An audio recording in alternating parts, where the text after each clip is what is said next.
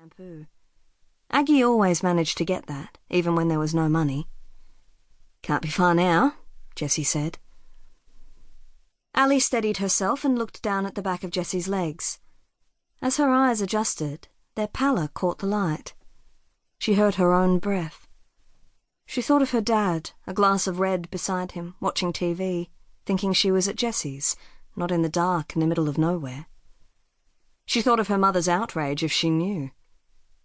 She would have vetoed the plan before Ali had the chance to step out the door.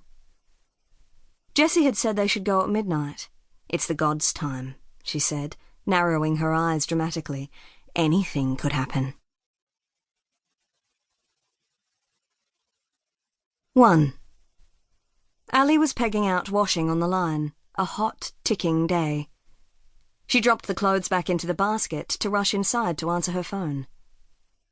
It had been another morning of sitting at her desk, trying to write, the new old her, revised, reinvented. The class itself was wonderful. The teacher's name was Clara, and Ali found her endlessly fascinating, mid-60s, wavy copper hair with silvery streaks. Was she really a redhead, or was this a late artifice? Of course she was, Ali had decided, staring at her while listening to the mini-lecture on characterization. There were faded freckles and a pale, creased-looking neck. A striking silver necklace, too, a bold amulet thing encasing amber. Ali was by turns rigidly attentive and dreamily wondering about Clara as a young woman. She thought of her as a bold 70s type, Vietnam moratorium, lots of lovers. She was a poet, but also the author of several acerbic collections of short stories. "I want you to imagine two people who are very connected," she said. "Perhaps they're siblings, perhaps they're lovers, perhaps they strongly dislike one another. Maybe they are an old man and a young man caught in a lift together. It can be any two people. They may not even know each other. The point is, even if temporarily they need one another somehow, or are bound together, imagine their lives, where they live. How do they feel about their connection? Who are they separately and together? Maybe it's a couple you glimpse on the train on the way to work, a man in a suit reading Anna Karenina while his girlfriend stares at her phone. Who are they, and what is their relationship like? Maybe one of your characters is the homeless person outside the bank in the city, with their doona and their little dog, their cap out for change. Who are they? How have they come to be there? Who are the parents who couldn't look after them, or the teacher who tried to help them? Or maybe it's someone you've known all your life, but not known, not really. Put them together in a scene. What will happen? Clara paused for effect, her round, expressive blue eyes encircled with smudgy blue eyeliner. Ali was transfixed. "I'm going to get you to write about a couple, any kind of couple, for 20 minutes or so, and then we'll see if someone would like to read," she had said.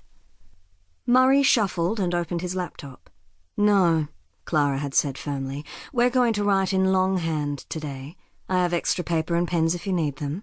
I want to get you out of your usual habits."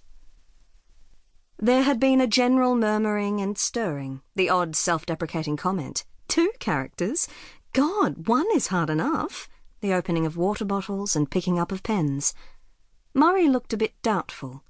Still, he was very diligent and not opposed to an audience either. He always perked up at the idea of reading out loud.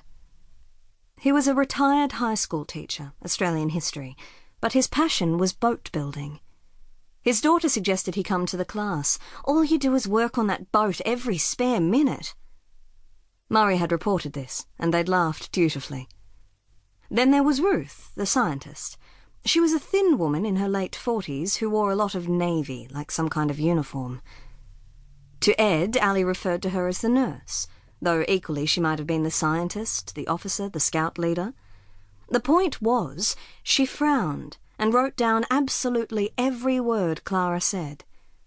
At the latest direction, she squared her elbows, arranged a notebook, a pen, and a small Tupperware container of almonds directly in front of her. Murray was next to her, but there was no question of offering him any. Mike was a retired lawyer. He had some idea of writing interlinked stories about his former clients, disguised.